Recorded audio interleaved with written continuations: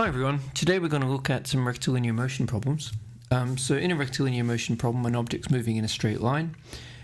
Typically it starts at a reference location O, the origin, and is measured over time t. The first thing we need to look at is distance and displacement. Its displacement is the distance from the origin at a point t. It ignores the actual path that it's travelled.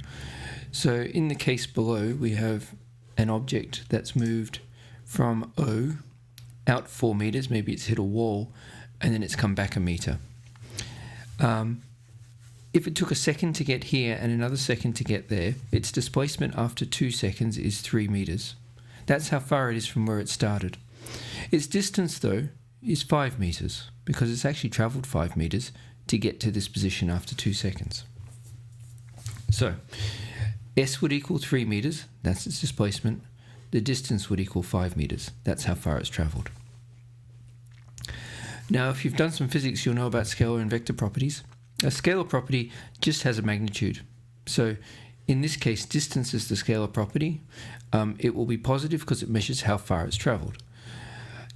Displacement is vector and has both a magnitude, not in a volume, and a direction.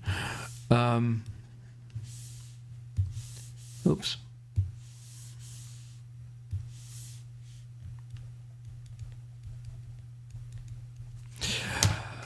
So in this case, the direction is in the positive direction. If it had continued travelling beyond the origin, the displacement could have been negative. And a magnitude of 3. So that's this here. And the distance is represented, the direction is represented by the fact that it's positive.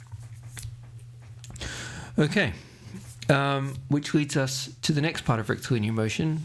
An object moving through space also has velocity. That's the change in displacement over time. And if we just say that, it sounds like a calculus term, change in s over time.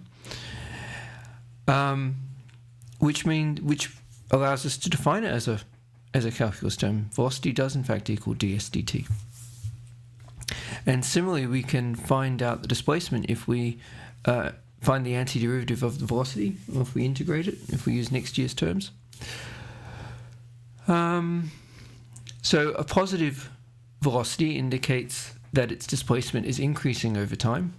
So the object's moving in this direction. If it's 0, the object's stationary, and if it's negative, it's moving in that direction. It doesn't mean its displacement's positive or negative, it just means that it's moving in that direction. Speed is simply the scalar quantity of velocity. We take the absolute value of it, take the direction away, and that gives us the speed. So if the velocity is negative 3 meters squared, the speed would be 3 meters squared. But average speed's a little bit different. Like with our first case, we have to consider the distance that it's actually travelled. So if we looked here, distance travelled would be 5 meters. And divide that by the time it took. So I think I've done that below here. Yeah, here it is here. So in the case of this, if it took 1 second to move to here and then 1 more second to move to there, its velocity after 2 seconds would be negative 1 meters per second. Its speed would be 1 meter per second, and its average speed would be 5 meters per second. Now that's a pretty simple case. There's no formulas involved there. It's just to give you an idea of how it works. But it's important to understand all three concepts: velocity, speed, and average speed. And this assumes that the velocity doesn't change after the second. Okay. So, next example. We have a particle P projected vertically upwards from a building 100 meters above ground level. So a person stuck his hand out the window 100 meters above ground level and throws it in the air. And this is the velocity of the particle after he's thrown it at t equals 0. The speed of projection is the speed at 0 when he initially threw it. So if we substitute 0 into the velocity formula, it'll give us 14 meters per second. Going up because it's increasing in values.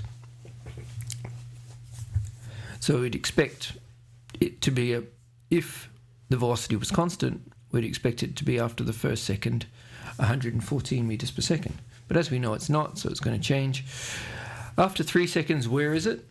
Well, after 3 seconds, we'd substitute.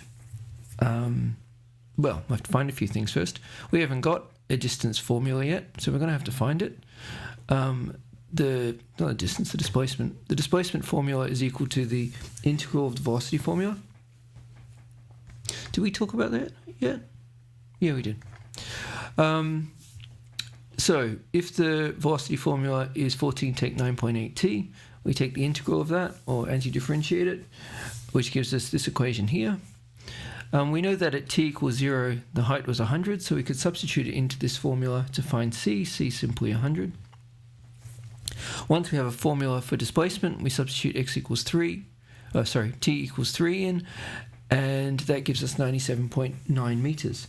It's actually fallen below the point that it was thrown after 3 seconds.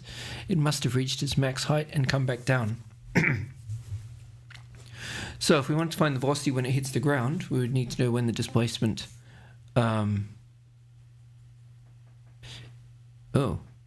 displacement's 0. So when this value reduces to 0, it starts at 100, it goes up to some value, and then it comes down to 0. And that's done after 6.16 seconds. And if we want to find its velocity at that time, we'd substitute 6.16 seconds into the velocity formula, and that would tell us it's at negative 43.43 meters per second at that time. If we wanted to find the maximum height of the object, we would use our optimization techniques. So we'd find out when the velocity is 0, that's when it's stationary, so that's where it would go from a positive velocity to a negative velocity, and that's at 1.428 seconds. Substitute that into the displacement formula, and we get 110 meters. If we wanted to know when the speed was 7 meters per second, we have to be careful, because speed's the absolute value of volume, of velocity. So the velocity could be plus or minus 7 meters per second. So if we just looked at 7 meters per second, we'd find out it's 7 over 9.8 seconds. And if we found out when it was negative 7, it would give us 28 on 9.8 seconds. We have to consider both cases. So what was the average speed when it was falling? Well, to consider the average speed when falling, we have to discount the part when it was rising. So it rose to 1.428 seconds, which we found out over here. After 1.428 seconds, it was falling. We know that it hit the ground at 6.16, so that's the maximum length of time that we can consider. So if we subtract them, we find the time that it was falling. We know that it fell 110 meters because its maximum height was 110, which we worked out over here. To find the average velocity falling, we take the distance, divide it by the time, and we get 23.25 meters per second. And that problem looks at many of the different cases that you face when looking at rectilinear motion, and I hope that was helpful. Thanks, everyone.